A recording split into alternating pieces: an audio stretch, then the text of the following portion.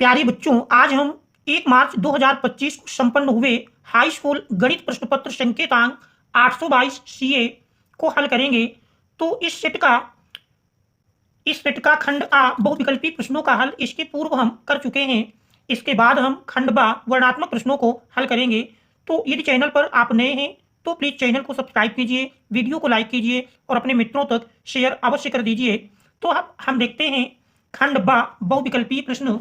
देख रहे हैं खंड बा बहुविकल्पी प्रश्नों के अंतर्गत वर्णात्मक प्रश्नों में देख रहे हैं पहले प्रश्न में दिया है कि आप सभी खंड कीजिए। देख रहे हैं पहला प्रश्न है सभी खंड कीजिए, जिसका ए पार्ट दिया है जरा सिद्ध कीजिए कि 4 प्लस अंडर रूट 2 अपरिमेय संख्या है। हमको सिद्ध करना है 4 प्लस अंडर रूट 2 एक अपरिमेय संख्या है। और देख रहे हैं प्रश्न हमारा 2 अंक में पूछा गया है। तो देखते हैं प्रश्न नंबर 2 का ए। देख रहे हैं प्रश्न नंबर 2 के ए में प्रश्न नंबर 1 का ए, जो कि आप देख रहे हैं खंड ब वर्णात्मक प्रश्नों पर आधारित है। इसको हम विरोधाभास के माध्यम से सिद्ध करेंगे। मान लेते हैं माना 4 प्लस अंडर रूट 2, माना 4 प्लस अंडर रूट 2 एक परिमेय संख्या है, एक परिमेय संख्या है। इसलिए 4 प्लस अंडर रूट 2 बराबर ए अपान बी, जहां ए और बी परस्पर सहअभाज्य संख्याएं हैं, जहां ए और बी सहअभाज्य संख्याएं हैं तथा b does not equal to 0। तो इस प्रकार से देख रहे 4 को यदि हम पक्षांतर कर लें तो अंडर रूट 2 बराबर मिल जाएगा ए अपान बी माइनस, देख रहे 4 पक्षांतर करेंगे माइनस में जाएगा। अब चूंकि ए अब बटे बी को हमने एक परिमेय संख्या माना है और 4 देख रहे एक पूर्णांक है जो कि एक परिमेय संख्या होता है। क्योंकि देख रहे 4 और ए बटे बी परिमेय संख्याएं हैं और दो परिमेय संख्याओं का अंतर सदैव परिमेय संख्या होता है। दो परिमेय संख्याओं का अंतर एक परिमेय संख्या होता है, क्योंकि दो परिमेय संख्याओं का अंतर परिमेय संख्या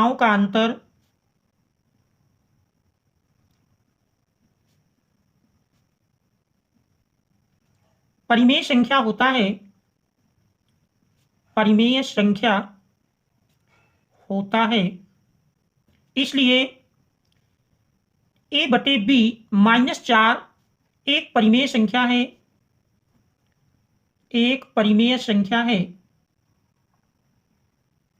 आप देख रहे हैं ए बटे बी -4 ही बराबर अंडर रूट 2 के दिया है। अगर ए बटे बी -4 एक परिमेय संख्या है, क्योंकि इसी के बराबर अंडर रूट 2 है, तो अंडर रूट 2 भी एक परिमेय संख्या होगी। इसलिए अंडर रूट 2 भी एक परिमेय संख्या होगी। परंतु हम जानते हैं कि अंडर रूट 2 परिमेय संख्या नहीं है, बल्कि एक अपरिमेय संख्या है। परंतु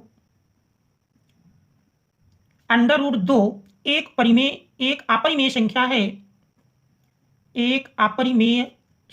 है।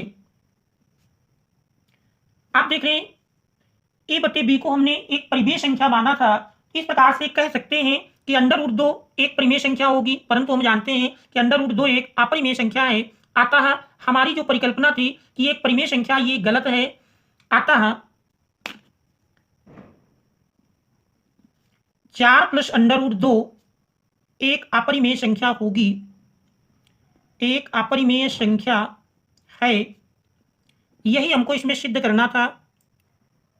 प्रूव्ड। अब इसके बाद हम देखते हैं प्रश्न नंबर 1 का बी भाग। देख रहे हैं प्रश्न नंबर 1 के बी में दिया है कि यदि कोशिक थीटा बराबर 13/5 तो काट थीटा का मान ज्ञात कीजिए। देख रहे हैं प्रश्न में कोशिक थीटा बराबर 13/5 दिया है। प्रश्न नंबर 1 का बी, देख रहे हैं 1 के बी में कोशिक थीटा बराबर दिया है, कोशिक थीटा बराबर 13/5। तो हमको काट थीटा का मान ज्ञात करना है। काट थीटा ये हमको निकालना है। तो देख रहे हैं चाहे आप सर्वसमीका का प्रयोग कर लें और चाहे त्रिभुज बनाकर निकाल लें, तो यदि आप सर्वसमीका का प्रयोग करते हैं, सर्वसमीका आपके पास है 1 प्लस काट स्क्वायर थीटा। देख रहे हैं 1 प्लस काट स्क्वायर थीटा बराबर कोशिक स्क्वायर थीटा होता है। देख रहे हैं यहां पर काट थीटा का मान निकालना है, तो काट स्क्वायर थीटा बराबर मिल जाएगा। देख रहे हैं एक को पक्षांतर कर लेंगे तो कोशिक स्क्वायर थीटा माइनस 1। आप देख रहे हैं कोशिक थीटा का मान रख दें। कोशिक थीटा देख रहे दिया है 13/5, 13/5 का होल स्क्वायर माइनस 1। सरल करेंगे, सरल करने पर देख रहे 13 का स्क्वायर 169 बटे 5 का स्क्वायर 25 माइनस 1 लाशा ले लेंगे। देख रहे बटे कुछ नहीं बटे 1 करते हुए 25 1 का लाशा लेंगे 25 मिल जाएगा। तो देख रहे 169 माइनस 25 एकम 25। आप देख रहे 169 से यदि 25 घटाएं, 9 से 5 घटा 4, 6 से 2 घटाएंगे 4, 1 144/25। देख रहे हैं ये हमारा काट स्क्वायर थीटा का मान है। काट स्क्वायर थीटा बराबर 144/25, इसलिए काट थीटा देख रहे हैं दोनों ओर का वर्गमूल ले लेंगे तो काट थीटा बराबर मिल जाएगा 144 का वर्गमूल देख रहे हैं 12 और 25 का वर्गमूल 5। तो यही हमारे इस प्रश्न का आंसर होगा, काट थीटा बराबर 12/5। देख रहे ये हमारा प्रश्न नंबर 1 के बी का आंसर होगा। इसके बाद 1 का सी यदि देखें, देख रहे प्रश्न नंबर 1 के सी में दिया है क्या 14 सेंटीमीटर त्रिज्या वाले एक वृत्त के त्रिज्यखंड का क्षेत्रफल ज्ञात कीजिए जिसका कोण 30 अंश है। देख रहे त्रिज्या दी है और कोण दिया है, हमको त्रिज्यखंड का क्षेत्रफल ज्ञात करना है। तो देख रहे हैं इस प्रश्न में प्रश्न नंबर 1 का सी, देख रहे हैं प्रश्न नंबर 1 के सी में 14 सेंटीमीटर त्रिज्या वाले एक वृत्त के त्रिज्यखंड का क्षेत्रफल ज्ञात करना है जिसका कोण 30 अंश है। तो देख रहे हैं यदि आप देख रहे हैं एक वृत्त बनाएं और इसमें कोण जो दिया है 30 अंश, देख रहे हैं कोण 30 अंश का दिया है और जबकि वृत्त की त्रिज्या दी हुई है, देख रहे हैं 14 सेंटीमीटर, 14 सेंटीमीटर त्रिज्या दी है, 14 सेंटीमीटर। हमको देख रहे ज्ञात करना है वृत्त के त्रिज्यखंड का क्षेत्रफल।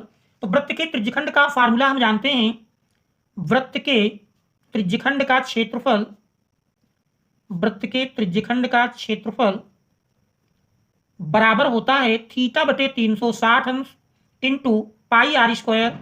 देख रहे मान रख देंगे, थीटा 30 अंश दिया है बराबर 30 अंश बटे 360 अंश इंटू पाई, देख रहे आर स्क्वायर, आर का मान 14 है, स्क्वायर है 2 बार गुना कर लेंगे। देख रहे 30 0 से 0 काट देंगे और 12 तिहाई 36। इस प्रकार से यही बराबर हमारा मिल जाएगा। देख रहे 1/12 गुणे पाई का मान भी रख देते हैं 22/7 गुणे 14 गुणे 14।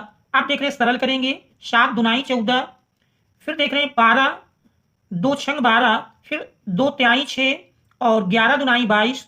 इस प्रकार से देख रहे हैं यही बराबर मिल जाता है।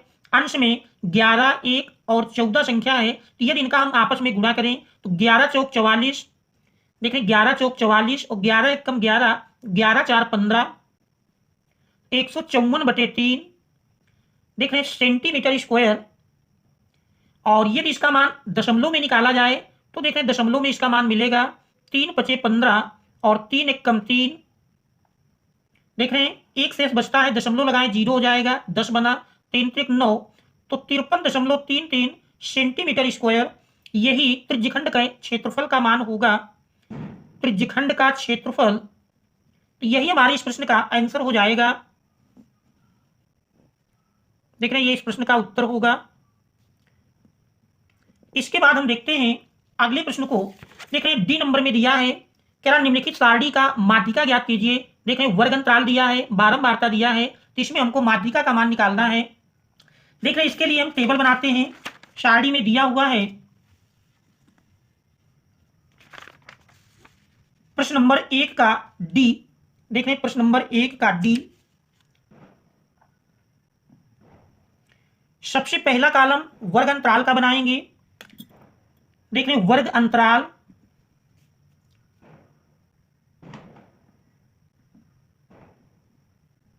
वर्ग अंतराल देख रहे हैं दिए हैं 0 से 10, 0 से 10, फिर 10 से 20, 20 से 30, 30 से 40, 40 से 50, 50 से 60 और फिर देख रहे हैं इनकी बारंबारताएं दी हैं, बारंबारता बारंबारता के मान देख रहे हैं क्रमशः 5, इसके बाद फिर 8 दिया है, 20, 15, 7, 5। तो देख रहे हैं ये बारंबारता के मान है। एक कॉलम इसमें माध्यिका निकालने के लिए हमको संचयी बारंबारता का और बनाना पड़ता है। तो संचयी बारंबारता का एक कॉलम बनाएंगे। आप देख रहे हैं इसमें संचयी बारंबारता कॉलम इस प्रकार बनाते हैं। पहले वर्ग अंतराल की बारंबारता और संचयी बारंबारता दोनों समान होती हैं। फिर देख रहे हैं दूसरे वर्ग अंतराल की संचयी बारंबारता में निकालने के लिए पहले वर्ग अंतराल की संचयी बारंबारता में दूसरे वर्ग अंतराल की बारंबारता को जोड़ लेंगे। देख रहे हैं 8 + 5 13 मिल जाएगा। इसी प्रकार 13 में 20 जोड़ेंगे तो देख रहे हैं 20 10 3 3, 20 10 30 और 3 33। फिर 33 में 15 जोड़ेंगे तो देख रहे हैं 33 5 38, 10 48, 48 में 7 जोड़ेंगे 48 7 55 और 55 में 5 जोड़ेंगे तो 55 5 60। इस प्रकार से देख रहे हैं ये कॉलम बनेंगे।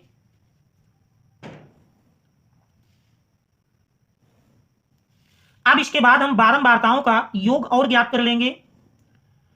देखिए इसमें बारंबारताओं का योग हम और निकालेंगे।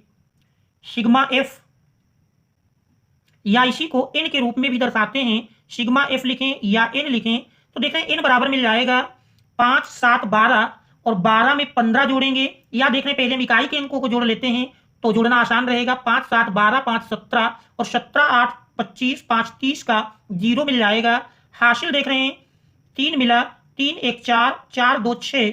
इस प्रकार से देख रहे हैं n बराबर 60 मिल जाता है। इसके बाद n/2 का मान ज्ञात करेंगे। देख रहे हैं n/2 जिसमें n बराबर 60 है, 60/2 सरल करेंगे तो देख रहे हैं 2 तिहाई 6 0 तो n/2 बराबर 30 मिलता है। और 30 देख रहे हैं संचयी बारंबारता 33 के अंतर्गत आएगा तो इसको लिख सकते हैं जो कि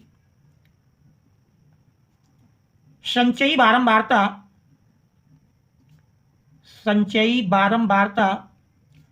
33 के अंतर्गत है, 33 के अंतर्गत है। देख रहे यहीं से 33 के अंतर्गत ये हमारा देख रहे 30 मिलता है। इस क्रम में कह सकते हैं 20 से 30 इसका माध्यक वर्ग होगा। ये हमारा 20 से 30 माध्यक वर्ग कहलाएगा और माध्यक वर्ग की सम्मुख जो बारंबारता है वो f का मान बन जाएगी। और इस वर्ग अंतराल के ठीक पहले वर्ग अंतराल की संचयी बारंबारता को CF के रूप में दर्शाते हैं और H वर्ग अंतराल की माप होती है, अर्थात H बराबर निकालेंगे तो 30 - 20 10 के बराबर मिलेगी। और देख रहे हैं माध्यक वर्ग की निम्न सीमा जिसे हम L से दर्शाते हैं तो L बराबर 20 के हो जाएगी। तो देख रहे हैं इससे कह सकते हैं जो कि संचयी बारंबारता 33 के अंतर्गत है, इसलिए माध्यक वर्ग 20 से 30 होगा। इसलिए माध्यक वर्ग 20 से 30 होगा। अतः देख रहे हैं L बराबर 20 मिल जाएगा। इसके बाद F बराबर भी देख रहे हैं 20 दिया है। CF बराबर देख रहे हैं 13 है और H का मान निकालेंगे तो H बराबर देख रहे हैं 30 - 20 और यही बराबर 10 के मिल जाएगा। अब हम माध्यक का फार्मूला लगाएंगे तो देख रहे हैं माध्यक का फार्मूला है माध्यक बराबर होता है L + n/2 - CF अपान F इंटू H। इस फार्मूले में मान रख देंगे। देख रहे हैं L का मान 20 है, 20 + n/2 देख रहे हैं 30 मिला है, 30 - CF 13 है अपान F का मान देख रहे हैं 20 है इंटू H 10 दिया है। अब इसको सरल करते हैं। सरल करने में देख रहे हैं 0 0 कैंसिल कर दें। इस प्रकार से 20 प्लस देख रहे हैं 30 से 13 घटाएंगे, 10 से 3 घटा 7 बचा 2, 2 से 1 घटा 17/2 और सरल करते हैं 20 प्लस देख रहे हैं 2 8 16 और 2 5 10, 20 में 8.5 जोड़ेंगे तो देख रहे हैं माध्यक बराबर मिल जाएगा।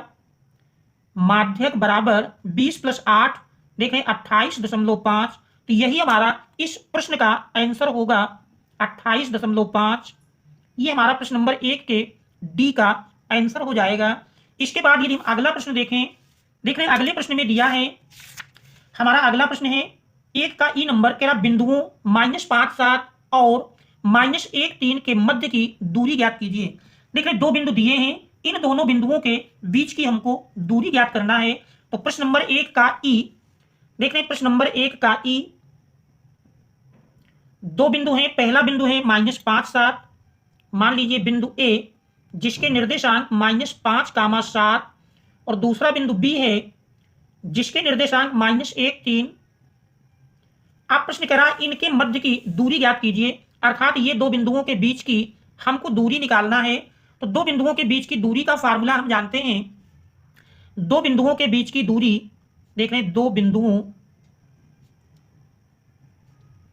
के बीच की दूरी बराबर √(x2 - x1) का whole square plus y2 - y1 का होल स्क्वायर। देखिए ये फार्मूला होता है, इसी फार्मूले में हमको मान रखना है।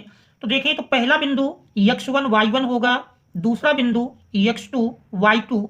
आप देख रहे हैं फार्मूले में यदि हम मान रख दें तो फार्मूले में मान रखने पर √(x2) देख रहे हैं -1 है, -(x1) -5 है, तो माइनस में रखेंगे, माइनस माइनस प्लस हो जाएगा। तो -1 + 5 का होल स्क्वायर प्लस y2 देख रहे हैं 3 है, -y1 7 है, 3 - 7 का होल स्क्वायर। अब इसको हम सरल कर लेंगे। तो देख रहे हैं सरल करने पर 5 - 1 4, 4 का स्क्वायर 16 प्लस 3 - 7 देख रहे हैं -4, -4 का स्क्वायर करेंगे 16, तो 16 + 16 देख रहे हैं 32, और 32 का यदि वर्गमूल लें तो देख रहे हैं 16 दूनी 32, जिसमें 16 का वर्गमूल 4 बाहर निकल आएगा, तो 4√2 इकाई। तो ये दोनों बिंदुओं के मध्य की दूरी होगी। तो दूरी बराबर मिल जाती है 4√2 इकाई। तो ये हमारा प्रश्न नंबर 1 का ई का आंसर होगा। देखें 1 के ई का आंसर मिलता है 4√2 इकाई। इसके बाद फिर हम देखते हैं अगले प्रश्न को। देख रहे हैं हमारा अगला प्रश्न दिया है एफ नंबर में, कह रहा बिंदुओं 2y और 10 3 के बीच की दूरी 10 मात्रक है, y का मान ज्ञात कीजिए। देख रहे हैं यहाँ पर दो बिंदु दिए हैं और दोनों के बीच की दूरी 10 मात्रक है, तो हमको y का मान निकालना है। देख रहे हैं इस प्रश्न को हल करते हैं। तो इसमें आप देख रहे हैं दो बिंदु और जिनके बीच की दूरी 10 मात्रक दी है। प्रश्न नंबर 1 के यफ, देख रहे हैं 1 का यफ, पहला बिंदु है 2y, मान लेते हैं बिंदु ए जिसका निर्देशांक 2, y, और दूसरा बिंदु देख रहे हैं बी जिसका निर्देशांक 10, 3, और इनके बीच की दूरी 10 मात्रक दी हुई है। हमको y का मान ज्ञात करना है। देख रहे हैं दो बिंदुओं के बीच की दूरी का सूत्र लगाएंगे।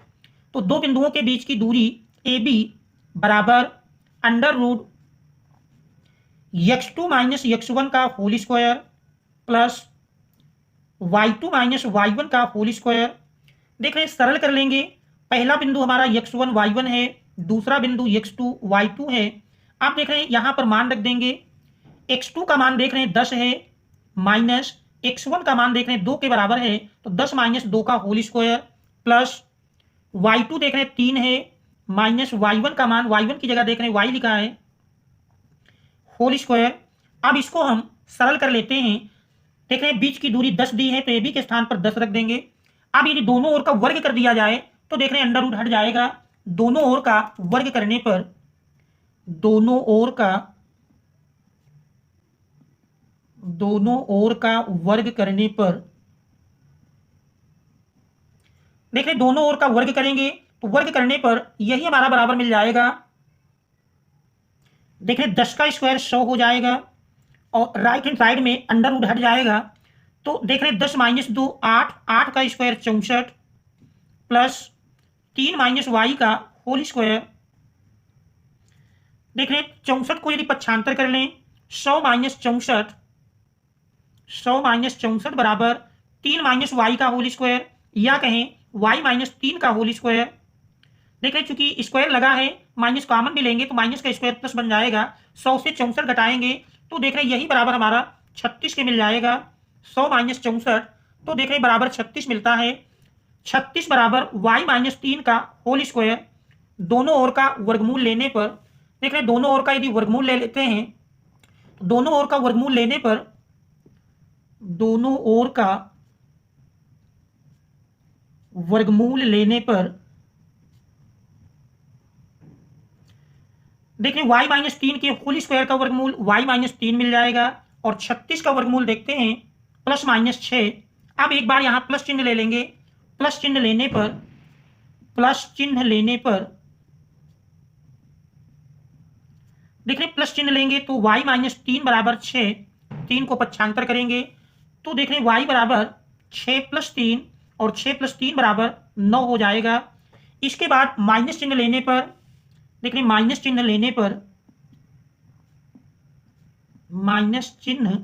पर देखिए माइनस चिन्ह लेकर हल करेंगे तो y माइनस 3 बराबर माइनस 6। देखिए माइनस 3 का यदि पक्षांतर कर लें तो y बराबर माइनस 6 प्लस 3 और माइनस प्लस घट जाएगा चिन्ह बड़ी संख्या का तो y बराबर माइनस 3। इस प्रकार से देख रहे हैं y के दो मान मिलते हैं। पहला देख रहे हैं y बराबर 9 और दूसरा y बराबर माइनस 3। तो यही हमारा इस दिए हुए प्रश्न का आंसर होगा। तो ये प्रश्न नंबर 1 के एफ का आंसर हो जाएगा। इसके बाद हम देखते हैं अगले प्रश्न को। इसके बाद हम देखते हैं प्रश्न नंबर 2 को। देखिए प्रश्न नंबर 2 में दिया है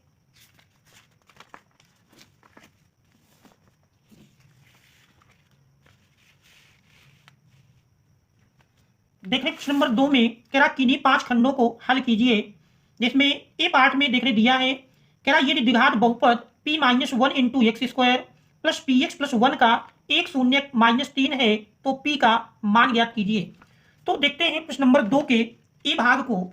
देख रहे हैं प्रश्न नंबर 2 के ए में दिया है प्रश्न नंबर 2 का ए पार्ट।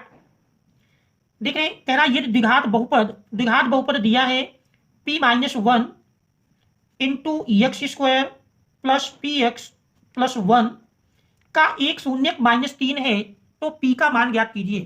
तो देख रहे हैं इसका एक शून्य, चूंकि द्विघात बहुपद का एक शून्य माइनस 3 है, इसलिए देख रहे चूंकि शून्य है इसलिए इसको संतुष्ट करेगा। अगर हम x बराबर माइनस 3 रख दें तो फिर शेषफल 0 मिलेगा। तो x बराबर माइनस 3 रखने पर p माइनस 1 इंटू माइनस 3 का square plus p into minus 3 plus 1 equal to 0। आप देख रहे हैं इसको सरल कर लेंगे तो सरल करने पर आप देख रहे हैं यही बराबर हमारा मिल जाएगा। यदि इसको आप सरल करते हैं तो देख रहे हैं सरल करने की स्थिति में p माइनस 1 माइनस 3 का स्क्वायर करेंगे 9 प्लस माइनस का गुणा माइनस 3p प्लस 1 बराबर 0। देख रहे 9 का p माइनस 1 से यदि गुणा कर दें तो गुणा करने पर 9p minus 9 minus 3p plus 1 बराबर 0। देख रहे 9p से 3p घटाएंगे 6p और माइनस 9 प्लस 1 मिल करके माइनस 8 बराबर 0। देख रहे 8 को पक्षांतर कर देंगे 6p बराबर मिल जाएगा, माइनस में है पक्षांतर करेंगे प्लस में जाएगा। तो इस प्रकार से p बराबर देखिए p बराबर मिल जाएगा 8/6। सरल करेंगे 2 चौको 8 2 तिहाई 6। तो इस प्रकार से p बराबर 4/3। तो ये हमारा इस दिए हुए प्रश्न का आंसर होगा। देख रहे p का मान 4/3 ये हमारा इस प्रश्न का आंसर हो जाएगा। इसके बाद देख रहे हैं दूसरे का बी नंबर में। अब हम देखते हैं प्रश्न नंबर 2 के बी पार्ट को। देख रहे हैं दिया है कि p के किन मानों के लिए निम्न समीकरण युग्म का एक अद्वितीय हल है। देख रहे हैं समीकरण युग्म दिए हैं 4x plus P Y plus 8 बराबर 0 और देख रहे हैं दूसरा समीकरण है 2x प्लस 2y प्लस 2 बराबर 0। प्रश्न कह रहा p के किन मानों के लिए निम्न समीकरण युग्म का एक अद्वितीय हल है। तो देख रहे हैं एक अद्वितीय हल होने का प्रतिबंध होता है a1/a2 does not equal to b1/b2। तो सबसे पहले इन समीकरणों की देख रहे हैं a1x plus b1y plus c1 बराबर 0 तथा a2x plus b2y plus c2 बराबर 0 से तुलना करने पर a1x plus b1y plus c1 बराबर 0 तथा a2x plus b2y plus c2 बराबर 0 से तुलना करने पर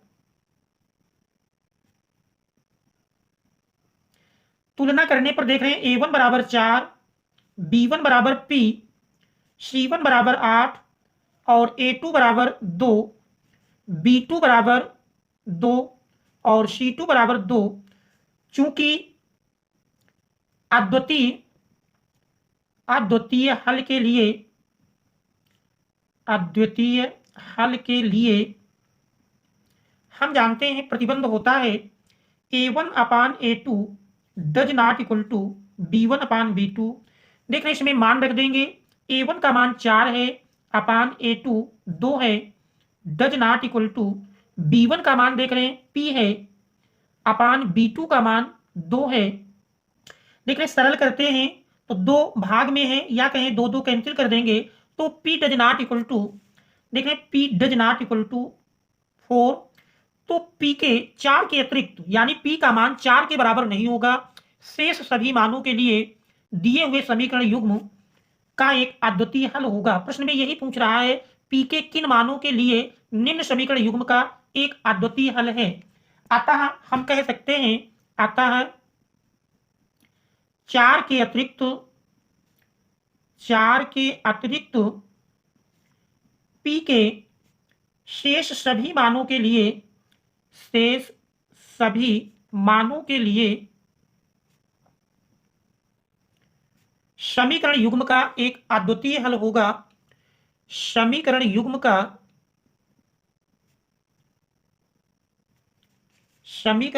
का एक अद्वितीय हल होगा।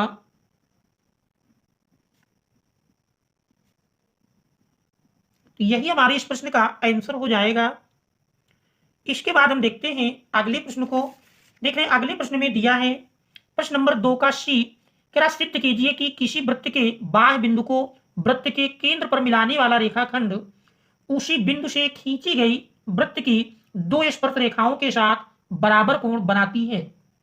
तो देख रहे हैं प्रश्न नंबर 2 का सी, सिद्ध करना है वृत्त के बाह्य बिंदु को। देख रहे हैं एक वृत्त है, प्रश्न नंबर 2 का सी। देख रहे हैं एक वृत्त, मान लीजिए एक वृत्त है और कह रहा वृत्त के एक बाह्य बिंदु से, ये मान लीजिए वृत्त के बाहर एक बिंदु P है, इस वृत्त का केंद्र O है। तो कह रहा देख रहे प्रश्नानुसार किसी वृत्त के बाह्य बिंदु को वृत्त के केंद्र पर मिलाने वाला रेखाखंड उसी बिंदु से खींची गई वृत्त की 2 स्पर्श रेखाओं के साथ बराबर कोण बनाता है। तो ये हमको मिलाना है।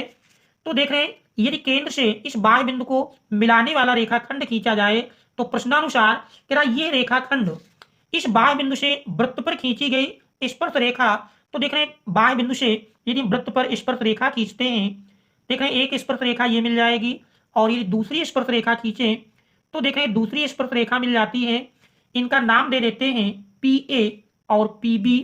ये वृत्त की 2 स्पर्श रेखाएं हैं। हमको सिद्ध करना है कि केंद्र को बाह्य बिंदु से मिलाने वाला रेखाखंड दोनों स्पर्श रेखाओं से क्या बराबर कोण बनाता है, अर्थात कोण OPA बराबर कोण OPB, ये हमको सिद्ध करना है।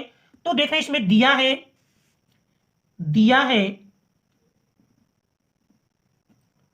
देख रहे हैं वृत्त के बाह्य बिंदु से O केंद्र के वृत्त में बाह्य बिंदु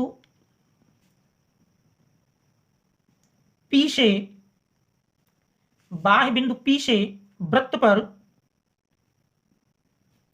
PA और PB 2 स्पर्श रेखा हैं।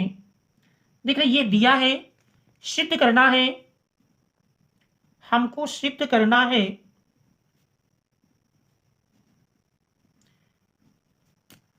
देख रहे कोण OPA बराबर कोण OPB, ये हमको सिद्ध करना है। देख रहे इसमें रचना कर लेते हैं। यदि हम त्रिज्या OA और OB को मिला लें तो ये कार्य हमारा रचना के अंतर्गत मिल जाएगा।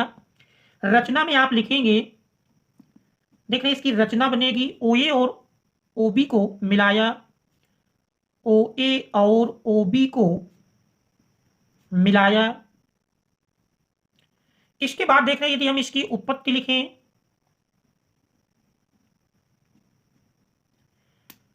देख रहे हैं चूंकि हम जानते हैं स्पर्श रेखा के स्पर्श बिंदु से खींची गई त्रिज्या स्पर्श रेखा पर लंब होती है, तो उसके अनुसार देख रहे हैं ये कोण हमारा 90 अंश मिल जाएगा।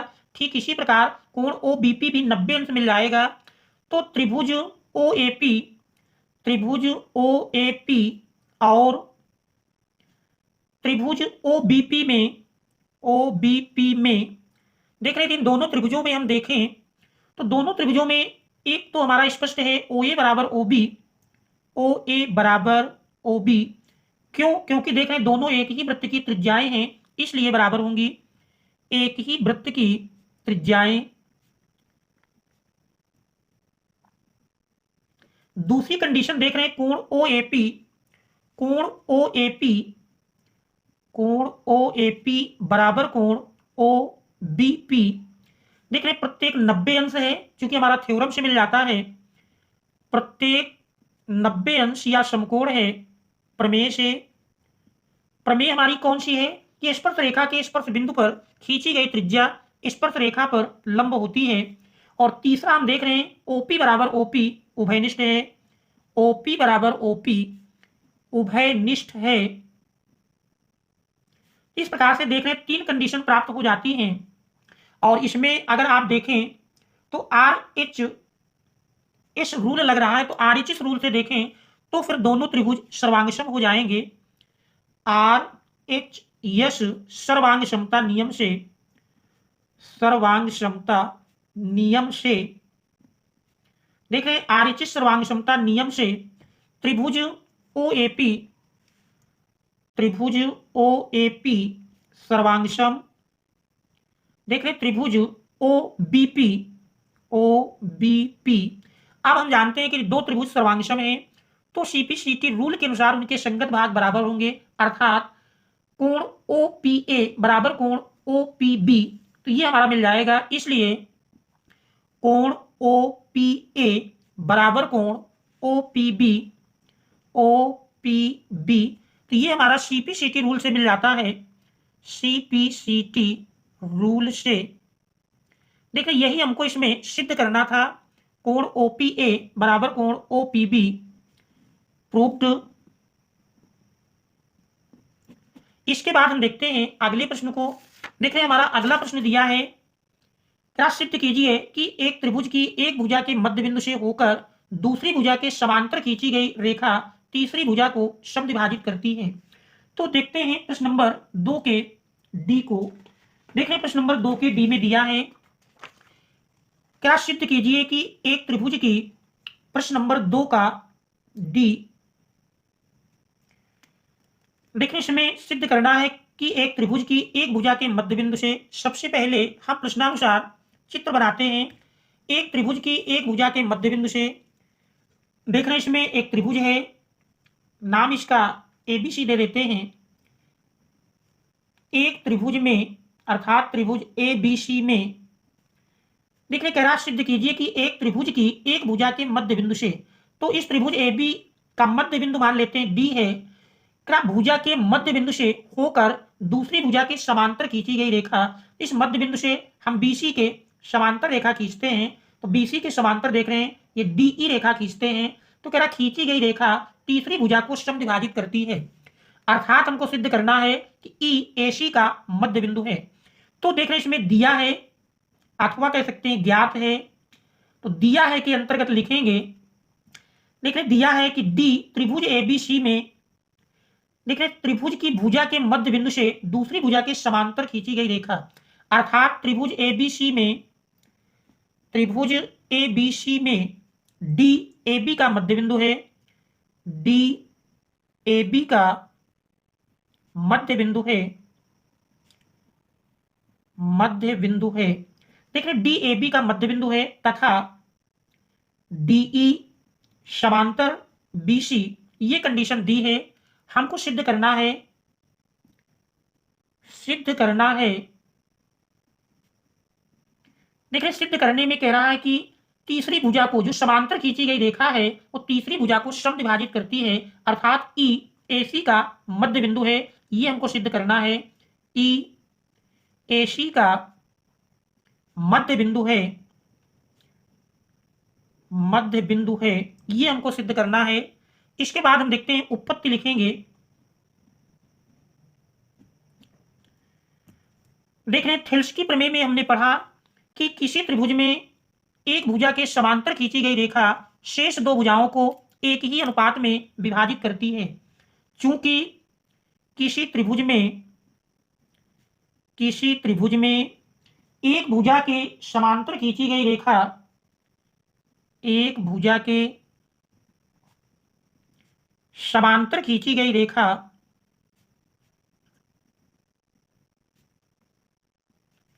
किसी त्रिभुज में एक भुजा के समांतर खींची गई रेखा शेष दो भुजाओं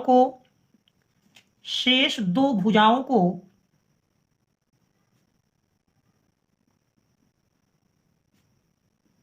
एक ही अनुपात में विभाजित करती है।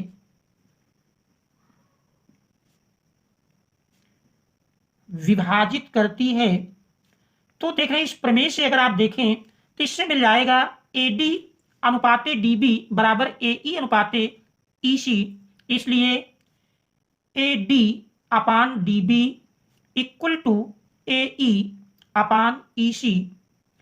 अब चूंकि DAB का मध्य बिंदु दिया है, चूंकि DAB का मध्य बिंदु है इसलिए AD बराबर DB होगी। चूंकि DAB का मध्य बिंदु है, DAB का मध्य बिंदु है इसलिए AD बराबर DB, देख रहे हैं AD बराबर DB होगा, अथवा कह सकते हैं DB देख रहे हैं पक्षांतर करेंगे तो AD बटे DB बराबर मिल जाएगा 1 के, और यह मान यदि हम इस समीकरण 1 में रख दें, समीकरण 1 में मान रखने पर देखिए AD बटे DB के स्थान पर 1 रख देंगे तो 1 बराबर AE अपान EC, देख रहे हैं तिरछा गुणा कर देते हैं तो EC बराबर मिल जाएगा AE के। आप देख रहे हैं चित्र में देखें EC बराबर AE आने का मतलब है कि E AC का मध्य बिंदु है, अतः E AC का मध्य बिंदु है, देख रहे यही हमको इसमें सिद्ध करना था, प्रूव्ड। देख रहे इस प्रकार से प्रश्न सिद्ध कर लेते हैं। इसके बाद हम देखते हैं अगले प्रश्न को। हमारा अगला प्रश्न दिया है कि निम्नलिखित सारणी से माध्य ज्ञात कीजिए। देख रहे सारणी दी है और इस सारणी से हमको माध्य निकालना है। माध्य का मतलब समांतर माध्य ज्ञात करेंगे। तो देख रहे इसमें कोई विधि नहीं दी है, हम किसी भी विधि से निकाल सकते हैं, चाहे साधारण विधि या प्रत्यक्ष विधि जिसे कहते हैं प्रत्यक्ष विधि से निकालें, अथवा कल्पित माध्य से किसी भी विधि का प्रयोग करके हम माध्य को निकाल सकते हैं। तो हम देखते हैं प्रश्न नंबर 2 का ई भाग। देख रहे 2 के ई भाग में वर्ग अंतराल और बारंबारता दी है। तो देख रहे वर्ग अंतराल के यदि मान लिखें, देख रहे वर्ग अंतराल आप देख रहे हैं प्रश्नानुसार 120 से 130 यानी 10-10 के अंतराल में देख रहे हैं 160 से 170 तक दिया है। तो सबसे पहले हम वर्ग अंतरालों को लिख लेते हैं। वर्ग अंतराल देख रहे हैं 120 से 130, 120 से 130, फिर 130 से 140, 140 से 150, 150 से 160, फिर 160 से 170। तो देख रहे हैं ये वर्ग अंतराल का मान दिया है। इसके बाद इसका हम मध्यमान निकालेंगे। तो देख रहे हैं मध्यमान इस प्रकार से निकालेंगे, इसका हम मध्यमान ज्ञात करेंगे। मध्यमान ज्ञात करने का तरीका समझेंगे। देख रहे हैं मध्यमान ज्ञात करने का सबसे आसान तरीका है कि आप उच्च सीमा से निम्न सीमा को घटा दें। देख रहे हैं 130 से 120 घटाएंगे 10 मिलेगा, और जो प्राप्त होता है उसका आधा कर दिया जाए। तो देख रहे हैं 10 का आधा करेंगे 5 मिल जाएगा, और 5 को यदि हम सभी निम्न सीमाओं में जोड़ दें तो जो मान मिलेगा वो मध्यमान आ जाएगा। देख रहे हैं 120 में 5 जोड़ेंगे 125, इसके बाद 130 में 5 जोड़ेंगे 135, 140 में 5 जोड़ेंगे 145, 150 में 5 जोड़ेंगे 155, और 160 में 5 जोड़ते हैं 165 मिल जाएगा। तो ये मध्यमान का मान होगा। इसके बाद देख रहे हैं इस प्रश्न को, चूंकि मध्यमान में आप देख रहे हैं संख्याएं बड़ी हैं, तो यदि इसमें हम कल्पित माध्य का प्रयोग करें तो कैलकुलेशन सरल हो जाएगा। तो देख रहे हैं इसको हम कल्पित माध्य से की सहायता से हल करते हैं। देख रहे हैं मध्यमान जिसका प्रतीक यक्ष दिया जाता है। आप कल्पित माध्य डी बराबर जानते हैं यक्ष माइनस ए, जहां ए कल्पित माध्य है, कल्पित माध्य मान लेते हैं। देख रहे हैं मध्यमान में इस मध्य की संख्या को हम कल्पित माध्य ए मान लेते हैं, और ऊपर चाहे तो आप लिख लेंगे कि माना कल्पित माध्य ए बराबर 145 है। तो देख रहे हैं यहां लिख लेते हैं माना कल्पित माध्य ए बराबर 145। आप देख रहे हैं इसको सरल करेंगे तो 125 से देख रहे हैं 145 घटाएंगे -20 मिलेगा।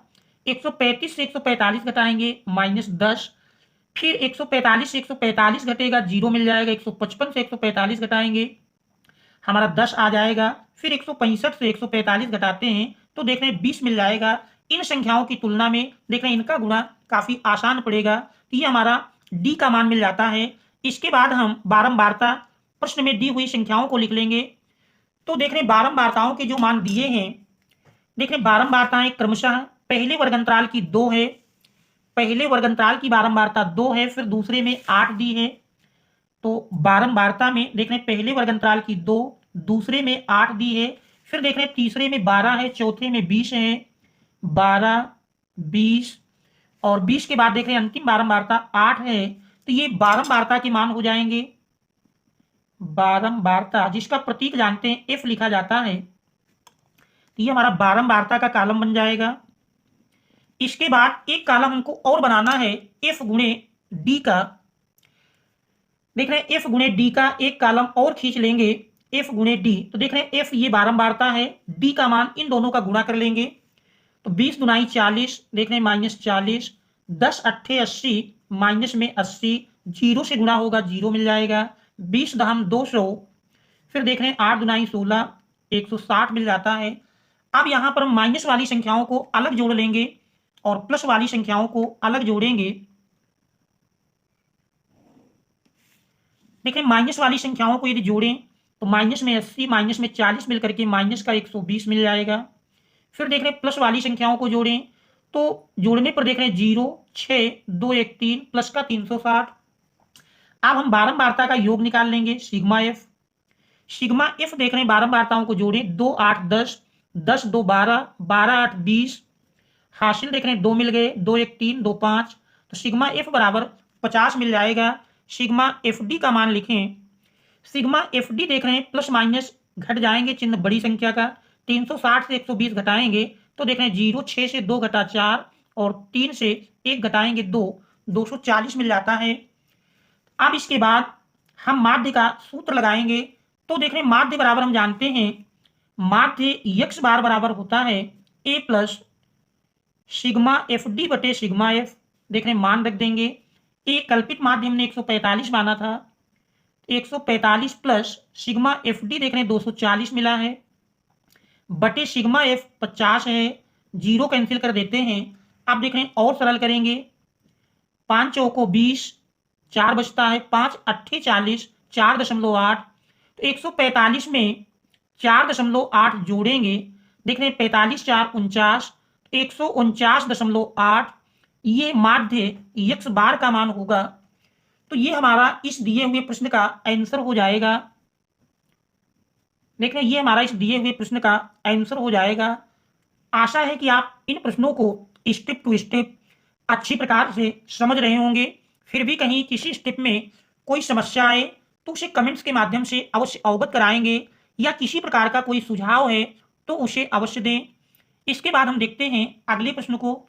फिर देख रहे हैं हमारा अगला प्रश्न दिया है प्रश्न नंबर 2 का एफ। देख रहे हैं प्रायिकता का प्रश्न है, बहुत ही आसान प्रश्न है, 4 अंक में आया हुआ है। कह रहा है एक थैले में 3 लाल और 5 काली गेंदें हैं। इस थैले में से एक गेंद यादृच्छा निकाली जाती है। इसकी क्या प्रायिकता है कि वह गेंद लाल हो? सेकंड पार्ट में कह रहा है काली हो। तो देखते हैं इस प्रश्न को। देख रहे हैं प्रश्न नंबर 2 का एफ। देख रहे हैं प्रश्न नंबर 2 का एफ।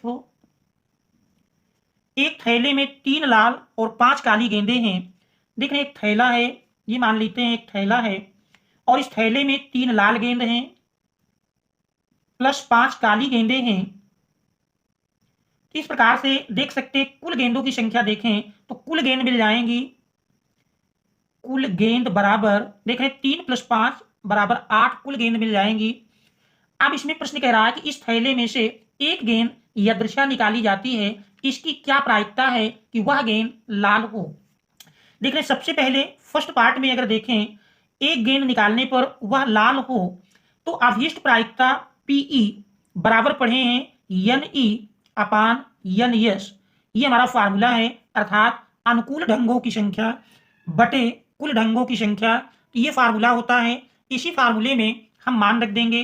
तो देख रहे हैं एन ई अर्थात अनुकूल ढंग, फर्स्ट पार्ट में कह रहा एक गेंद निकालने पर वह लाल रंग की हो। तो देख रहे हैं थैले में कुल लाल गेंद 3 है, इन 3 में से कोई एक गेंद निकलेगी तो वो हमारा अनुकूल ढंग होगा। अर्थात अनुकूल ढंगों की संख्या देख रहे हैं 3 मिल रही है, जबकि कुल ढंग देख रहे हैं कुल ढंग इन 8 में से कोई एक गेंद निकलेगी, ये कुल ढंग होंगे। तो फर्स्ट पार्ट के लिए अभीष्ट प्रायिकता 3/8 मिल जाएगी, पीई बराबर 3/8। ये हमारा फर्स्ट पार्ट का आंसर होगा। सेकंड पार्ट में आप कह रहा काली हो तो देख रहे काली गेंदों की संख्या, सेकंड पार्ट अभीष्ट प्रायिकता पीई इक्वल टू देखिए काली में क्योंकि काली गेंदों की संख्या 5 है, इन 5 में से कोई निकलेगी तो वो अनुकूल ढंग होगा। तो अनुकूल ढंगों की संख्या 5 है, जबकि कुल गेंदों की संख्या देख रहे हैं 8 है। तो काली गेंद निकाले जाने की प्रायिकता 5/8 के बराबर होगी। तो ये हमारा सेकंड पार्ट का आंसर होगा। तो देख रहे हैं काफी आसान प्रश्न है, 4 अंक में पूछा गया है, तो ये हमारा इस प्रश्न का आंसर हो जाएगा। इसके बाद हम देखते हैं अगले प्रश्न को। देख रहे हैं हमारा अगला प्रश्न दिया है प्रश्न नंबर 3।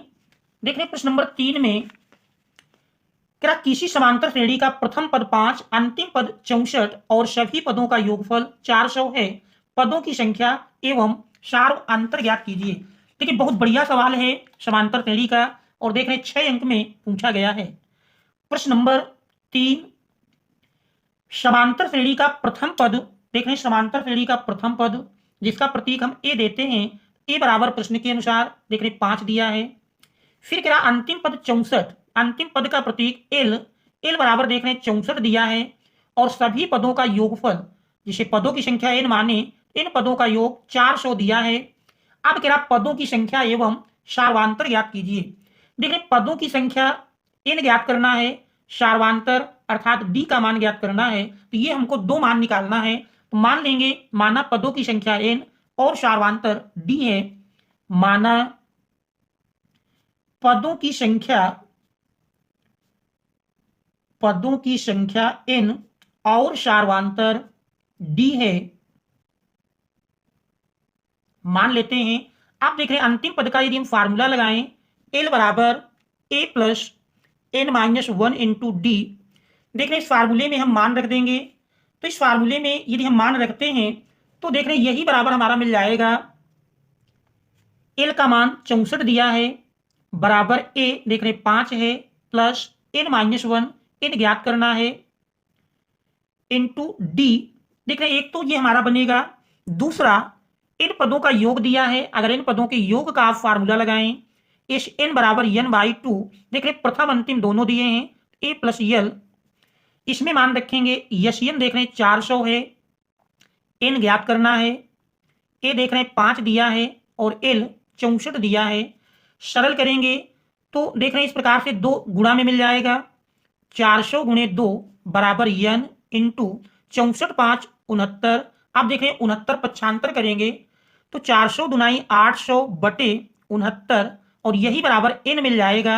आप देख रहे हैं 69 से 800 में भाग देंगे तो देख रहे हैं पूर्ण संख्या नहीं मिलेगी, तो देख रहे हैं ये हमारा डज नॉट इक्वल टू एक पूर्णांक मिलेगा, जबकि पदों की संख्या सदैव धनात्मक पूर्णांक के रूप में होती है, तो इसका मान भिन्नात्मक नहीं होगा, न दशमलव में होगा न ऋणात्मक होगा। ये ध्यान रहे क्योंकि यन का मान एक पूर्णांक नहीं मिलता है, इसलिए यह सिद्ध करता है कि प्रश्न हमारा गलत है।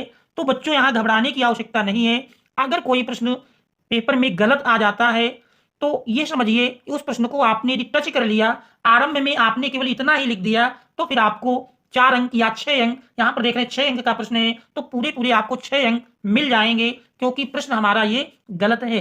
तो गलत प्रश्नों में घबराने की बिल्कुल आवश्यकता नहीं है, प्रश्न ये गलत है, आपने टच कर लिया है, 2 लाइन केवल इतना ही आपने लिख दिया है तो आपको पूरे 6 अंक प्रदान कर दिए जाएंगे। तो ये प्रश्न हमारा गलत है, क्योंकि यन का मान देख रहे हैं एक धनात्मक पूर्णांक नहीं प्राप्त होता है, बल्कि भिन्नात्मक मान या दशमलव में मान आता है। इसके बाद इसका यदि हम अथवा भाग देखें, देख रहे 3 के अथवा में निम्नलिखित समीकरणों को हल कीजिए। तो देख रहे 2 समीकरण दिए हैं और 6 अंक के हैं, तो दोनों को हल करके हमको x और y का मान ज्ञात करना है। तो देख रहे हैं यहाँ पर प्रश्न नंबर 3 का अथवा, देख रहे हैं प्रश्न नंबर 3 का अथवा 3 का ए, देख रहे हैं अथवा में प्रश्न नंबर 3 का ये अथवा है और अथवा का ही हम ए पार्ट हल करेंगे। तो देख रहे हैं यहाँ पर 2 समीकरण दिए हैं, जिसमें ए पार्ट में पहला समीकरण है x प्लस वाई बराबर 5, देख रहे हैं एक समीकरण ये दिया है, जबकि देख रहे हैं दूसरा समीकरण है 2x माइनस 3y बराबर 4, ये दूसरा समीकरण है। अब देख रहे हैं दोनों समीकरणों में से कोई एक गुणांक हम बराबर कर लें, चाहे x का चाहे y का। तो देख रहे हैं यदि हम समीकरण 1 में, चूंकि समीकरण 2 में देख रहे हैं y का गुणांक 3 है, तो समीकरण 1 के दोनों तरफ यदि हम 3 से गुणा कर लें तो देख रहे हैं यही मिल जाएगा 3x प्लस 3y बराबर 3 पचे 15। तो ये हमारा समीकरण मान लीजिए 3 बन जाता है। इसको हमने समीकरण 1 में 3 से गुणा कर दिया है, तो ये समीकरण बन जाता है। अब इसमें देख रहे हैं दोनों समीकरणों को यदि हम जोड़ लें, समीकरण 2 और 3 को, तो जोड़ने पर देख रहे हैं 3y माइनस में 3y प्लस में कट जाएगा, 2x प्लस 3x मिल करके 5x बराबर 15 4 19, या x बराबर मिल जाएगा 19/5। आप देख रहे हैं x के मान को हम किसी एक समीकरण में रख दें, तो पहला आसान सा समीकरण है, पहले में रख लेंगे x का मान समीकरण 1 में रखने पर, समीकरण 1 में रखने पर देख रहे हैं समीकरण 1 में यदि हम x का मान रखें तो x प्लस वाई, x की जगह 19/5 प्लस y बराबर 5, पक्षांतर करेंगे तो y बराबर मिल जाएगा 5 माइनस 19/5। देख रहे हैं लाशा लेंगे 5 मिल जाएगा, 5 पचा 25 माइनस 19, 25 से 19 घटाएंगे तो देख रहे हैं y बराबर 19 6 25 6/5। तो इस प्रकार से x बराबर 19/5, x बराबर 19/5, y बराबर 6/5। तो यही हमारा इस दिए हुए प्रश्न का उत्तर हो जाएगा। तो ये देख रहे हैं 3 के अथवा का पहले भाग का उत्तर होगा। अब हम देखते हैं इसका दूसरा भाग। देख रहे हैं दूसरे भाग में दिया हुआ है कि 3x प्लस 4y बराबर 10 और 2x माइनस 2y बराबर 2। तो इन समीकरणों को हल करना है। देख रहे हैं इसका 3 का बी भाग, प्रश्न नंबर 3 का बी, इसमें देख रहे हैं दिया है पहला समीकरण है 3x प्लस 4y बराबर 10, 3x प्लस 4y बराबर 10, ये पहला समीकरण है।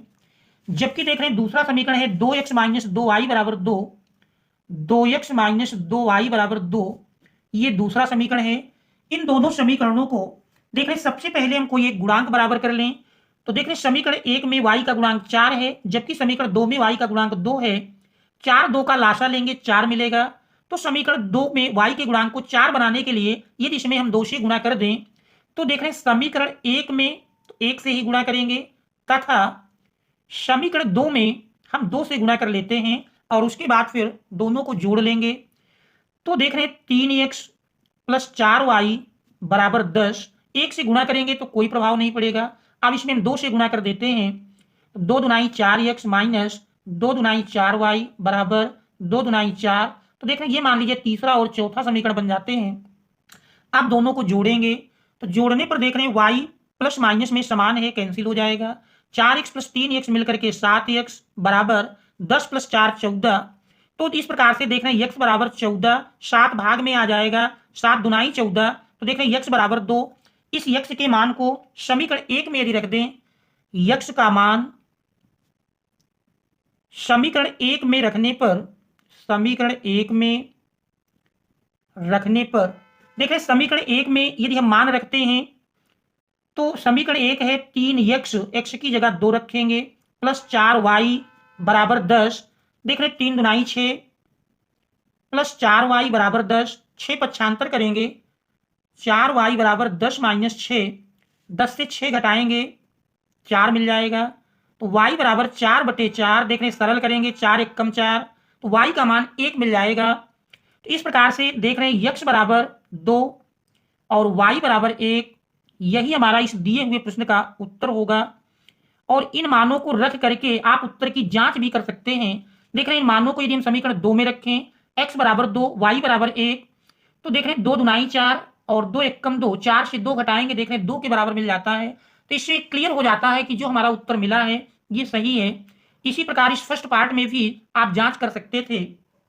इसके बाद हम देखते हैं चौथे प्रश्न को। देख रहे चौथे प्रश्न में दिया है, चौथा प्रश्न भी देख रहे बहुत बढ़िया, बहुत ही आसान आया हुआ था। इस पर दिया है क्या एक ठोस शंकु के आकार का है। देख रहे का एक ठोस एक शंकु के आकार का है जो एक समान आधार वाली त्रिज्या के अर्धगोले पर अध्यारोपित है। यदि अर्धगोले का वक्र पृष्ठ तथा शंकु का वक्र पृष्ठ समान हो तो शंकु की त्रिज्या और ऊंचाई का अनुपात ज्ञात कीजिए। तो देख रहे हैं इस प्रश्न नंबर 4, एक ठोस कह रहा है एक शंकु के आकार का है जो एक समान आधार वाली त्रिज्या के अर्धगोले पर अध्यारोपित है। तो देख रहे हैं अर्धगोले पर शंकु अध्यारोपित है, ये मान लीजिए एक अर्धगोला है और इसी पर शंकु को अध्यारोपित किया गया है। इस प्रकार से ठोस बना हुआ है। आप देख रहे हैं आगे प्रश्न में कह रहा है कि जो एक समान आधार त्रिज्या वाली, अर्थात दोनों की त्रिज्याएं समान हैं, त्रिज्या को यदि हम r मान लें, यदि अर्धगोले का वक्र पृष्ठ तथा शंकु का वक्र पृष्ठ समान है तो शंकु की त्रिज्या और ऊंचाई का अनुपात ज्ञात कीजिए। तो मान लेते हैं, माना शंकु की त्रिज्या r और ऊंचाई h है। माना शंकु की त्रिज्या r तथा ऊंचाई h है, तो ये मान लेते हैं। आप देख रहे हैं कि शंकु की हम तिरछी ऊंचाई निकालें तो शंकु की तिर्यक ऊंचाई के लिए फार्मूला है। देख रहे हैं शंकु की तिर्यक ऊंचाई जिसका प्रतीक L देते हैं तो L बराबर होता है √h² प्लस r²। ये शंकु की तिर्यक ऊंचाई का फार्मूला है। आप देख रहे हैं प्रश्नानुसार अर्धगोले का वक्र पृष्ठ तथा शंकु का वक्र पृष्ठ क्या समान है। प्रश्नानुसार देख रहे हैं प्रश्नानुसार अर्धगोले का वक्र पृष्ठ बराबर अर्धगोले का वक्र पृष्ठ बराबर कह रहा शंकु का वक्र पृष्ठ। आप देख रहे हैं फार्मूला दोनों के लिख लेते हैं। अर्धगोले का वक्र पृष्ठ हम जानते हैं 2 पाई r² और शंकु का वक्र पृष्ठ होता है पाई r/l, क्योंकि दोनों की त्रिज्याएं समान हैं। देख रहे हैं r की एक घात दोनों ओर से कैंसिल कर सकते हैं, पाई भी दोनों ओर से कैंसिल हो जाएगा। तो r की एक घात यदि कैंसिल कर दें तो देख रहे हैं यही मिल जाता है 2r बराबर l। आप देख रहे हैं l का मान रख दें या दोनों ओर का स्क्वायर कर लेते हैं, दोनों ओर का वर्ग करेंगे। दोनों ओर का वर्ग करने पर वर्ग इसलिए कर रहे हैं ताकि ये अंडर रूट हट जाए। तो देख रहे हैं 2r का स्क्वायर करेंगे 4r², l का स्क्वायर l², और देख रहे हैं यहाँ दोनों ओर का वर्ग करेंगे तो l² बराबर h² प्लस r² मिल जाएगा। मान रख देते हैं 4r² इक्वल टू l² की जगह h² प्लस r²। r के पदों को यदि हम एक साइड में कर लें, पक्षांतर करेंगे, 4r² माइनस r² बराबर h²। देख रहे हैं 4r² से r² घटाएंगे 3r² इक्वल टू h²। आप देख रहे हैं यहाँ पर पूछ रहा है त्रिज्या और ऊंचाई का अनुपात, तो r² h² पक्षांतर करेंगे बटे में मिलेगा। आप देख रहे हैं इधर 1 बचेगा और 3 पक्षांतर कर लें तो बटे में मिल जाएगा। दोनों ओर का वर्गमूल लेने पर देख रहे हैं दोनों ओर का यदि वर्गमूल ले लें, दोनों ओर का वर्गमूल लेने पर देख रहे दोनों ओर का वर्गमूल लेंगे तो वर्गमूल लेने पर r² अपान h² एक घात में मिल जाएगा r बटे h, 1 का वर्गमूल 1 और 3 को √3 के रूप में लिखेंगे। तो देख रहे हैं इस प्रकार से r अनुपाते h बराबर मिल जाएगा 1 अनुपाते √3। तो यही हमको इसमें ज्ञात करना था, r अनुपाते h बराबर देख रहे हैं 1 अनुपाते √3। तो ये हमारा इस प्रश्न का आंसर हो जाएगा। इसके बाद देखते हैं चौथे का अथवा भाग। देख रहे चौथे के अथवा में दिया है, देख रहे क्या 2.4 सेंटीमीटर ऊंचाई और 1.4 सेंटीमीटर व्यास वाले एक ठोस बेलन से इसी ऊंचाई और इसी व्यास वाला एक शंक्वाकार खोल काट लिया जाता है। शेष बचे ठोस का निकटतम वर्ग सेंटीमीटर तक कुल पृष्ठीय क्षेत्रफल ज्ञात कीजिए। देख रहे हैं इस प्रश्न को हम इस प्रकार से हल करेंगे। देख रहे हैं प्रश्न नंबर 4 का अथवा, देख रहे हैं 4 का अथवा दिया है कि 2.4 सेंटीमीटर ऊंचाई और 1.4 सेंटीमीटर व्यास वाले एक ठोस बेलन से, तो एक ठोस बेलन बनाएंगे। देख रहे हैं एक ठोस बेलन इस प्रकार से दिया है। देख रहे हैं एक ठोस बेलन है।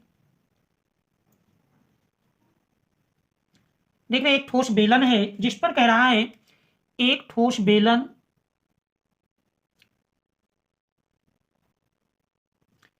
जिसकी ऊंचाई दिया है 2.4 सेंटीमीटर और आधार व्यास दिया है 1.4 सेंटीमीटर। त्रिज्या निकालेंगे तो 1.4/2 बराबर 0.7 सेंटीमीटर ये त्रिज्या का मान मिल जाएगा।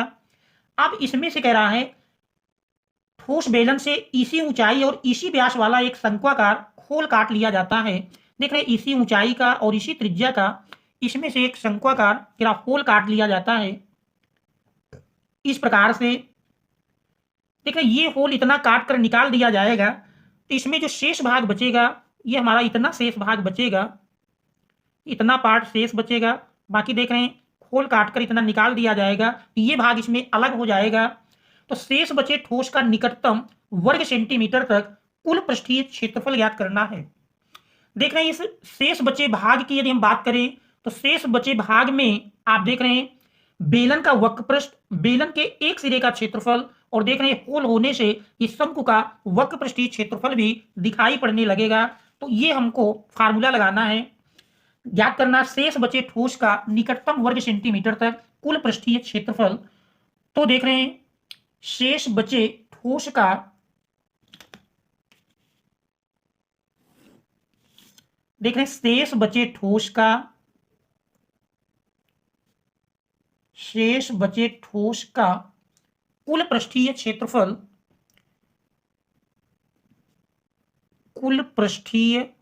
क्षेत्रफल, बराबर, तो देख रहे हैं इसमें बेलन का वक्र पृष्ठ पहला भाग मिलेगा, बेलन का वक्र पृष्ठ प्लस बेलन के देख रहे हैं एक सिरे का क्षेत्रफल, बेलन के एक सिरे का क्षेत्रफल प्लस शंकु का वक्र पृष्ठ। तो देख रहे हैं इन फार्मूलों को हम लगाएंगे तो यहीं से इसका मान मिल जाएगा, यही बराबर हमारा मिलेगा। देख रहे हैं यही बराबर मिल जाएगा, बेलन का वक्र पृष्ठ जानते हैं 2πr/h प्लस बेलन के एक सिरे का क्षेत्रफल πr², शंकु का वक्र पृष्ठ πrl। तो ये मान मिलेगा। आप देख रहे हैं इसमें सबसे पहले देख रहे हैं हमको एल की आवश्यकता है, एल का मान निकाल लेते हैं। देख रहे हैं त्रिज्या दिया है, ऊंचाई दिया है, तो यदि हम एल की माप निकालें तो देख रहे हैं एल बराबर फार्मूला है l² बराबर h² प्लस r²। h देख रहे हैं 2.4 है तो 2.4 का स्क्वायर प्लस r का मान 0.7 का स्क्वायर है। इसको सरल करेंगे तो देख रहे हैं l², 2.4 का स्क्वायर 24 का स्क्वायर जानते हैं 576 और 2 अंक पर दशमलव लगा देंगे तो 5.76 और 7 का स्क्वायर 49, 2 अंक पर दशमलव लग जाएगा तो 0.49। देख रहे दोनों को जोड़ लें 9 6 15, 7 4 11, 1 12, 5 1 6 और इसका वर्गमूल लेंगे तो यल बराबर देख रहे 2.5 सेंटीमीटर। तो ये तिर्यक ऊंचाई एल का मान मिलेगा। आप देख रहे हैं इस प्रकार से कुल पृष्ठीय क्षेत्रफल, देख रहे हैं कुल पृष्ठीय क्षेत्रफल बराबर देख रहे 2πr/h 2 गुणे पाई का मान 22/7, r देख रहे हैं 0.7 इंटू 2πr/h, h का मान देख रहे हैं 2.4 दिया है। तो ये हुआ बेलन का वक्र पृष्ठ प्लस एक सिरे का क्षेत्रफल पाई 22/7 गुणे r², r² देख रहे हैं 8.7 है, स्क्वायर कर देंगे तो 0.49 मिल जाएगा प्लस शंकु का वक्र पृष्ठ पाई 22/7, r देख रहे हैं 0.7 और l का मान मिला 2.5। अब इसको हम सरल कर लेते हैं।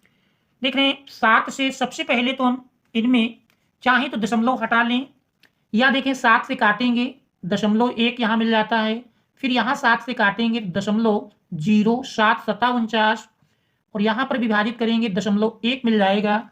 इस प्रकार से देख रहे हैं 22 दूनी 44, 22 दूनी 44, और देखें 2.4 में दशमलव 1 से गुणा होगा तो 0.24 मिल जाएगा, 0.24 प्लस इसमें देख रहे हैं 22 गुणे 0.07, तो 7 दुनाई 14 और 7 दुनाई 14 एक 15, 2 अंक पर दशमलव है, 2 अंक पर दशमलव लगाएंगे, प्लस अब यहां पर देख रहे हैं 0.1 का 2.5 में गुणा करेंगे 2 अंक पर दशमलव लग जाएगा, फिर 0.25 का 22 से गुणा करेंगे तो देख रहे हैं 25 दूनी 50 और 25 दूनी 50, 50 5 55, दशमलव देख रहे हैं 2 अंक पर दशमलव लगा देंगे तो 5.50।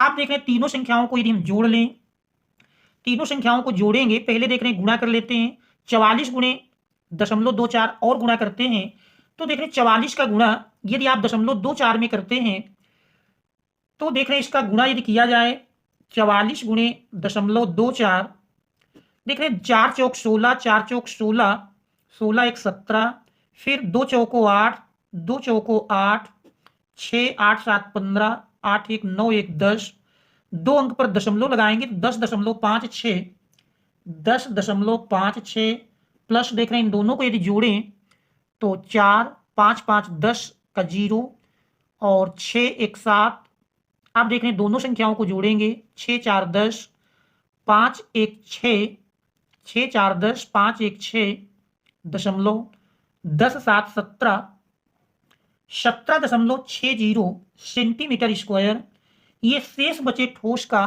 कुल पृष्ठीय क्षेत्रफल होगा। आता है शेष ठोस का कुल पृष्ठीय क्षेत्रफल बराबर 17.60 सेंटीमीटर स्क्वायर। तो ये हमारा इस दिए हुए प्रश्न का आंसर होगा। देखिए ये हमारा इस प्रश्न का आंसर हो जाएगा। इसके बाद हम देखते हैं अगले प्रश्न को। देख रहे हैं हमारा अगला प्रश्न दिया है प्रश्न नंबर 5। देख रहे हैं ये अंतिम प्रश्न होगा और देख रहे हैं ये दोनों प्रश्न हमारे ऊंचाई दूरी पर संबंधित हैं, ऊंचाई दूरी से संबंधित हैं। इसमें 5वें में कह रहा भूमि पर स्थित बिंदु यक्ष से ऊर्ध्वाधर टावर PQ के शीर्ष Q का उन्नयन कोण 60 अंश है। बिंदु यक्ष से 40 मीटर ऊंचाई पर स्थित बिंदु Y से Q का उन्नयन कोण 45 अंश है। टावर PQ की ऊंचाई तथा दूरी PX ज्ञात कीजिए। तो देखते हैं इस प्रश्न को। देख रहे हैं प्रश्न नंबर 5। प्रश्न नंबर 5 में देखने दिया है कि भूमि पर स्थित बिंदु यक्ष से, तो भूमि पर स्थित कोई बिंदु यक्ष है, से कह रहा ऊर्ध्वाधर टावर PQ। सबसे पहले हम ये ऊर्ध्वाधर टावर PQ बनाते हैं। ये मान लीजिए एक ऊर्ध्वाधर टावर PQ है जिसके कह रहा शीर्ष Q का उन्नयन कोण, इसमें शीर्ष Q है और बिंदु यक्ष से भूमि पर स्थित एक बिंदु यक्ष है। देख रहे हैं भूमि पर स्थित एक बिंदु यक्ष लेते हैं। तो भूमि पर स्थित बिंदु यक्ष से ऊर्ध्वाधर टावर PQ के शीर्ष Q का, यहां से जब देखा जाता है तो शीर्ष Q का उन्नयन कोण, देख रहे हैं शीर्ष Q का उन्नयन कोण क्या 60 अंश मिलता है। ये उन्नयन कोण 60 अंश है। बिंदु यक्ष से 40 मीटर ऊंचाई पर स्थित बिंदु Y से Q का उन्नयन कोण 45 अंश है। देख रहे हैं यक्ष से हम 40 मीटर की ऊंचाई से जब देखते हैं, ये 40 मीटर की ऊंचाई पर एक दूसरा बिंदु Y लेते हैं और यहां से जब देखा जाता है तो Q का उन्नयन कोण,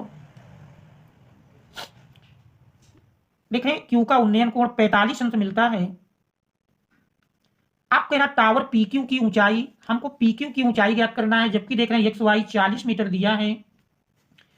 PQ की ऊंचाई ज्ञात करना है और साथ ही दूरी PX का मान निकालना। PX को देख रहे हैं, PX को यदि हम A के बराबर मान लें, माना PX बराबर A और XY 40 है, यहां नाम R दे देते हैं, तो देख रहे हैं PR की माप भी 40 के बराबर मिल जाएगी।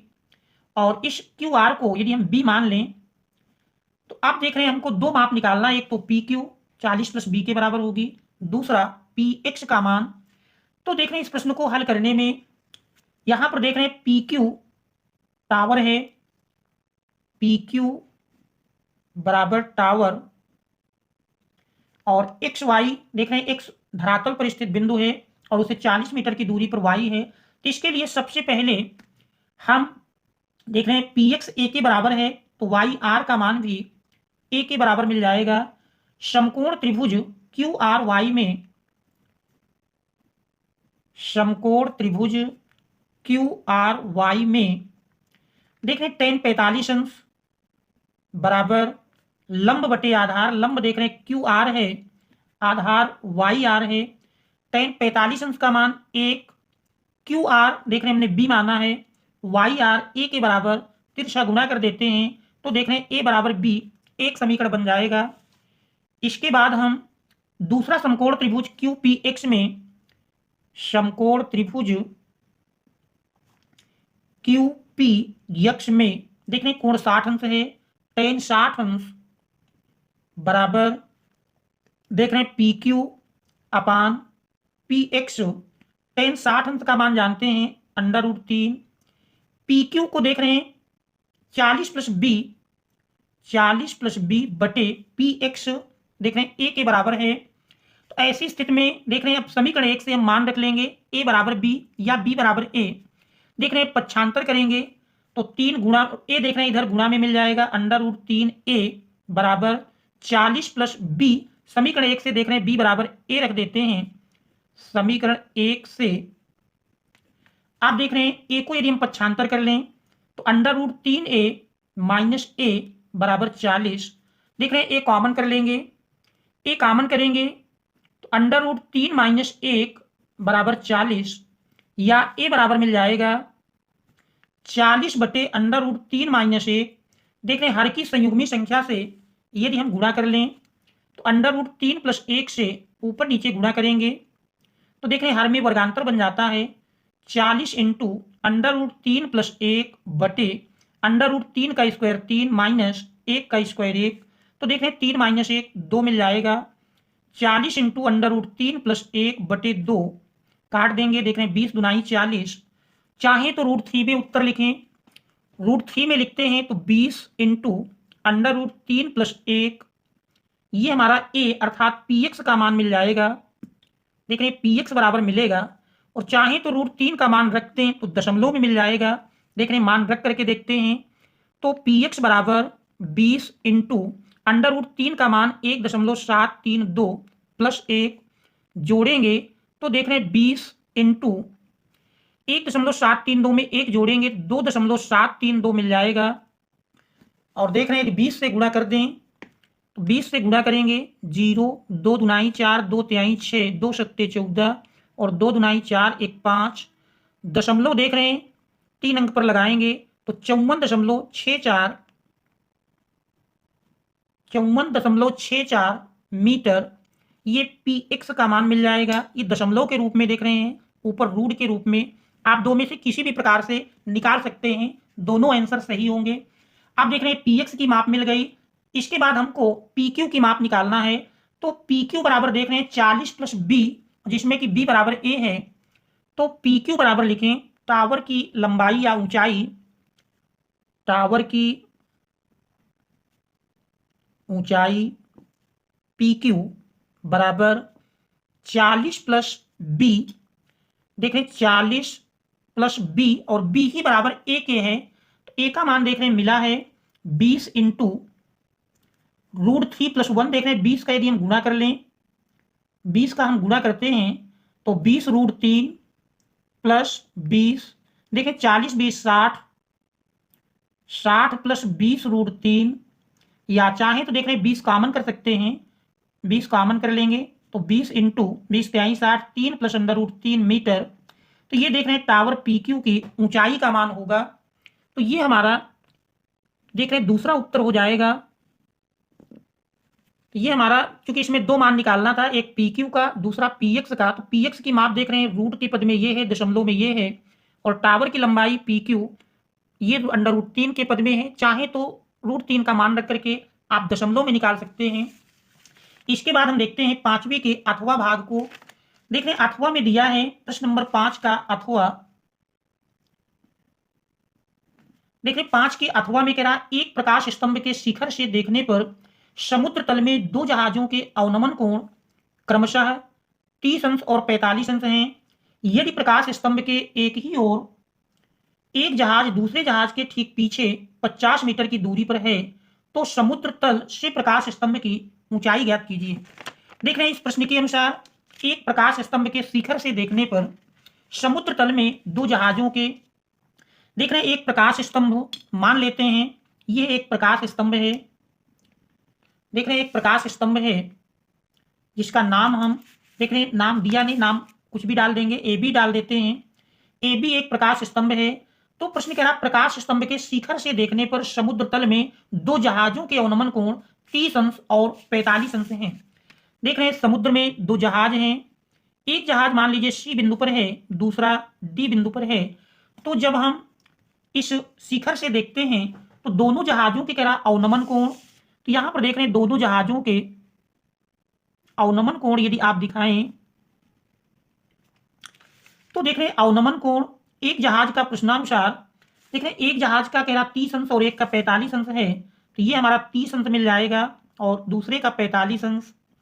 इन्हीं के एकांतर कोण लेंगे तो देख रहे हैं एकांतर कोण में ये मान हमारा मिल जाएगा 30 अंश का एकांतर ये 30 अंश मिलेगा, जबकि 45 अंश का एकांतर ये कोण 45 अंश मिल जाएगा। नाम इनका हम सी और डी दे देते हैं। अब कह रहा जहाज एक दूसरे जहाज के ठीक पीछे 50 मीटर की दूरी है, तो देख रहे हैं दोनों जहाजों के जो बीच की दूरी है ये कह रहा 50 मीटर है, यानी सी डी बराबर 50 मीटर है। तो समुद्र तल से प्रकाश स्तंभ की ऊंचाई ज्ञात करना, ये समुद्र तल है, प्रकाश स्तंभ है, तो ये हमको ऊंचाई ज्ञात करना है, अर्थात ए बी की माप निकालनी है। इस बी सी को हम यक्ष के बराबर मान लेते हैं। तो यहां पर यदि देखें सबसे पहले हम समकोण त्रिभुज ए बी सी में देखेंगे, समकोण त्रिभुज ए बी सी में देख रहे हैं समकोण त्रिभुज ए बी सी में कोण 45 अंश है, tan 45 अंश लेंगे तो देख रहे हैं tan 45 अंश बराबर मिल जाएगा ए बी बटे बी सी। अब इनके मान रख दें, देख रहे हैं tan 45 अंश का मान 1 होता है बराबर ए बी देख रहे हैं हमने h माना है और बी सी को यक्ष, तिरछा गुणा कर देंगे तो यक्ष बराबर h, देख रहे हैं समीकरण 1 बन जाएगा। इसके बाद दूसरा समकोण त्रिभुज ए बी डी लेते हैं, समकोण त्रिभुज ए बी डी में देख रहे हैं कोण 30 अंश है, tan 30 अंश बराबर लंब देख रहे हैं ए बी, आधार मिल जाएगा बी डी, मान रख देते हैं tan 30 अंश का मान 1 बटे √3, ए बी देख रहे हैं यच है अपान बी डी x प्लस 50, तिरछा गुणा कर देंगे तो तिरछा गुणा करने पर x प्लस 50 बराबर √3h। देख रहे समीकरण 1 से मान रख देंगे, x बराबर h है तो x की जगह h रख लेंगे तो h प्लस 50 बराबर √3h। समीकरण 1 से मान रखने पर देख रहे h के पदों को यदि एक ओर कर लें, h पक्षांतर करेंगे तो 50 बराबर √3h माइनस h, देख रहे h को कॉमन कर लेंगे तो 50 बराबर √3 माइनस 1 इंटू एच, तो h बराबर मिल जाएगा, देख रहे हैं h बराबर 50 बटे √3 माइनस 1। अब हम हर की संयुग्मी से अंश और हर दोनों में गुणा कर लेंगे। अब देख रहे हैं इसको यदि सरल करें तो 50 इंटू √3 प्लस 1 बटे देख रहे हैं हर में वर्गांतर हो जाएगा, √3 का स्क्वायर 3 माइनस 1 का स्क्वायर 1, 3 माइनस 1 2, 2 से 50 काटेंगे तो देख रहे हैं यही बराबर हमारा मिल जाएगा 25, यही बराबर आ जाएगा h बराबर 25 इंटू √3 प्लस 1 मीटर। देख रहे हैं माप इसमें हमारी क्योंकि 50 मीटर की बात किया है तो मीटर में मिल जाएगी। प्रकाश स्तंभ की लंबाई या ऊंचाई बराबर 25 इंटू √3 प्लस 1 मीटर। चाहे तो दशमलव में भी निकाल सकते हैं, √3 का मान रख करके जोड़ करके 25 से गुणा कर देंगे तो यही आंसर हमारा दशमलव में मिल जाएगा। तो देख रहे हैं ये हमारा इस प्रश्न का हल होगा, यही इस प्रश्न का आंसर आ जाएगा। आशा है कि आप प्रश्नों को अच्छी प्रकार से समझ गए होंगे। फिर आपको यदि कहीं कोई समस्या आए तो कमेंट्स के माध्यम से अवश्य अवगत कराएं, या किसी प्रकार का कोई सुझाव है तो उसे कमेंट्स के माध्यम से अवश्य दें।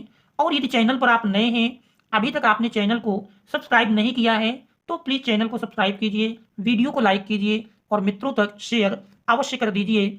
और फिर हम आगे मिलेंगे अगले सेट में। Thanks all of you for watching.